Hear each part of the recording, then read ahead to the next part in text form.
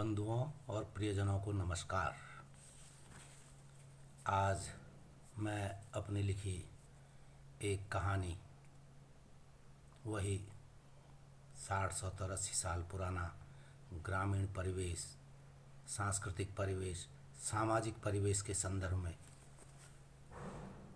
जगत दादी। शायद आधी रात का समय था। नींद में ही था। लगा जैसे कोई दरवाजे की सांकल बजा रहा है। करवट बदलते हुए ध्यान केंद्रित करना ही चाह रहा था कि तभी माँ की आवाज़ सुनाई दी। कौन है? कौन है? मैं अंधेरे में ही अनुमान लगा रहा था कि माँ दरवाजे पर कान लगाए आवाज़ दे रही थी। बाहर से कुछ अस्पष्ट व धीमे स्वर में आवाज़ आ रही थी। माँ ने किवाड़ खोलते ही कहा, कौन? पंचमुखी बुआरी? क्या बात है? कुछ फुसफुसाहट के बाद माँ ने कहा, ठीक है, मैं आ रही हूँ। कहते हुए अंधेरे में ही वह कपड़े टटोलने लगी। मुझे जगा हुआ समझकर जाते जाते कह गई, मैं जा रही हूँ। नौरतु की बहू की तबीयत खराब है, तू अंदर से किवाड़ों पर सांकल लगा देना। माँ के जाते ही मैंने उठकर दरवाजे बंद किए और सांकल लगाकर बिस्तर पर लेट गया। यह आए दिनों की बात थी, इसलिए ज़्यादा न सोचते हुए मैंने साथ में सोए भाई बहन को लिहाफ ठीक ढंग से ओढ़ाया और जल्दी ही नींद के आगोश में समा गया। मेरे ख्याल से मैं कुछ ही देर सोया था कि तभी किवाड़ों पर ज़ोर ज़ोर से खटखटाने की आवाज़ हुई। सोचा कि माँ लौट आई होंगे।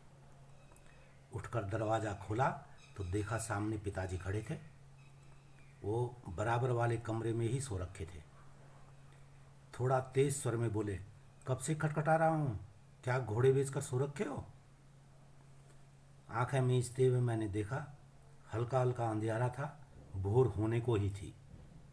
मैंने अंगड़ाई लेते हुए कहा, नहीं, बस उठ ही जाता थोड़ी देर में। पिताजी कमरे में दाखिल हुए और माँ का बिस्तर खाली देखकर पूछ बैठे, तेरी माँ दिशा हाजत के लिए गई है क्या?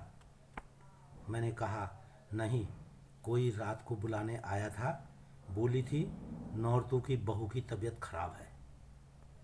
अच्छा अच्छा, कहते हुए पिताजी पूजा घर की ओर जाकर संध्या बदन की तैयारी में लग गए। घर का नित्य क्रम था। पिताजी ब्रह्म मुहूर्त में ही शौचादि से निवृत्त होकर संध्या पूजा पाठ करते थे।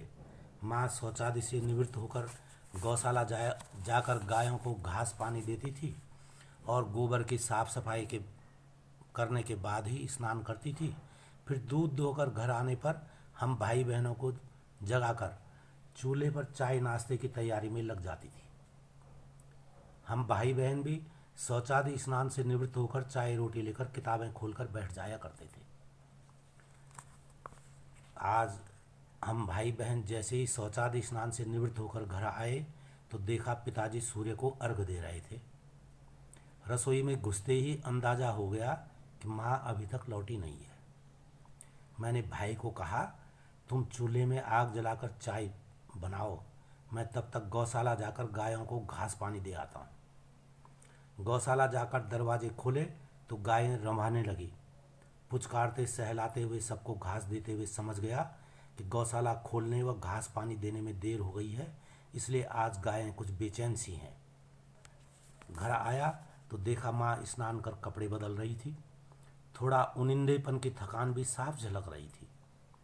साफे से बालों को पोंछते हुए पिताजी की ओर मुँह करते हुए बोली, आज बड़ी मुश्किल से नौरतू की बुआरी की जान बची है।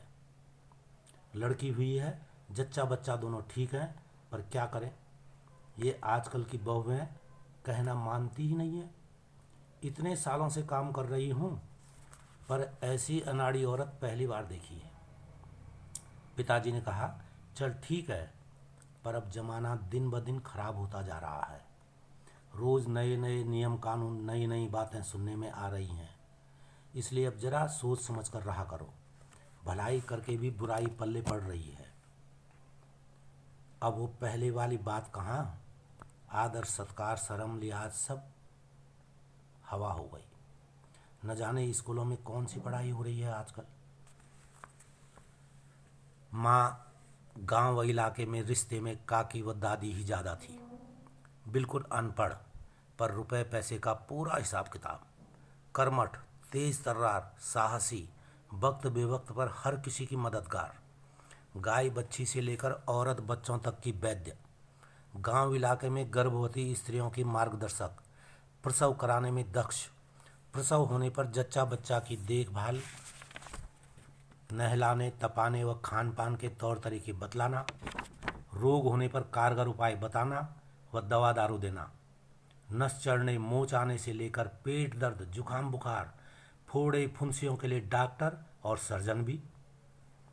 गांव व इलाके में गाय बच्ची, औरत बच्चे बीमार हों तो लोग आकर गुहार लगाते थे, जी जरा चल कर देख लो। माँ तुरंत चल देती थी। देख दाख कर बतला देना, इसे ठंड लगी है, गर्मी लगी है, इसे अंदर बुखार है, निमोनिया हो गया है, मुंह में छाले हो रखे हैं या पेट में कीड़े हैं, इसे मकड़ा हो रखा है, ककड़ा हो रखा है, खौड़ा हो रखा है, आदि आदि। और घरेलू उपचार या जड़ी बूटी तुरंत बतला देना। ये मत खाने देना, ये खिलाना, नहलाना कि नहीं नहलाना। गांव इलाके में दादरा, जिसे छोटी माता कहते हैं, हो तो डॉक्टर वही। साफ सफाई पर ध्यान दो, बिस्तर पर चौलाई के दाने बखेर बखेर दो। गायों को खुरपका रोग हो तो डॉक्टर वही। फिनाइल, कपूर, चीनी व लाल मिट्टी से उपचार। और कई निर्देश। गायों को चोट लग जाए, घाव हो जाए तो लकड़ी के कोयले का चूरा, चीनी, मिट्टी का लेप, उड़द की दाल पीसकर कच्ची हल्दी व गुड़ का लेप चोट फटाक लगने पर, जंगली जड़ी बूटियों को पीसकर उनका लेप। जैसी जहाँ पर जरूरत हो वही उपचार, और सब लोग ठीक रंगे चंगे।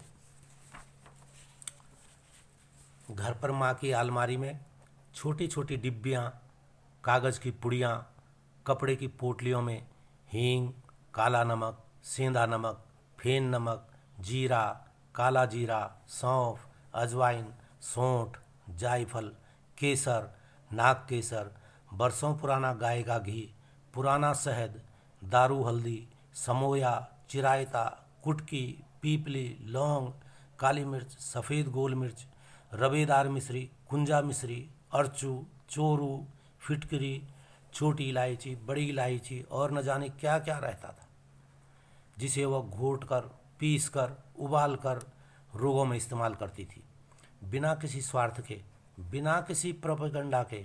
पशु हो या आदमी, सबके लिए बराबर प्यार, कर्तव्य व धर्म समझकर।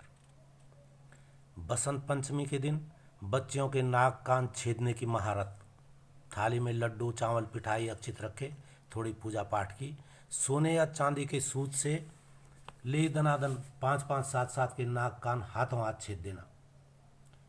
पेट के रोगों में बच्चों की नाभि के चारों ओर छाते की सीक या तार से बने छल्ले आग में लाल तपाकर गोल चौपड़ रख के इलाज करना।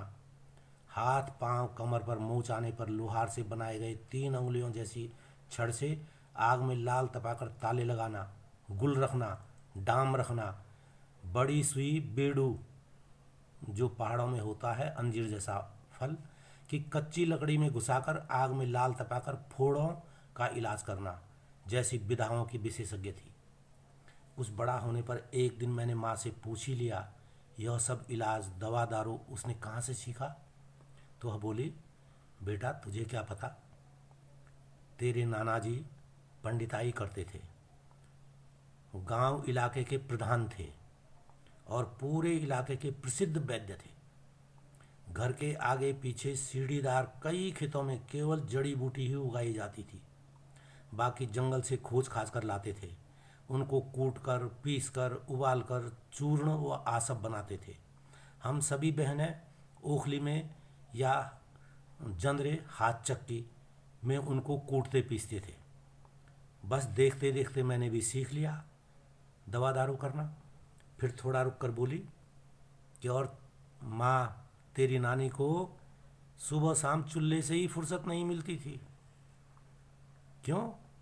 पंडित थे, इलाके के प्रधान थे, वैद्य थे, तीनों के कारण आए दिन मेहमानदारी का कोई हिसाब ही नहीं था।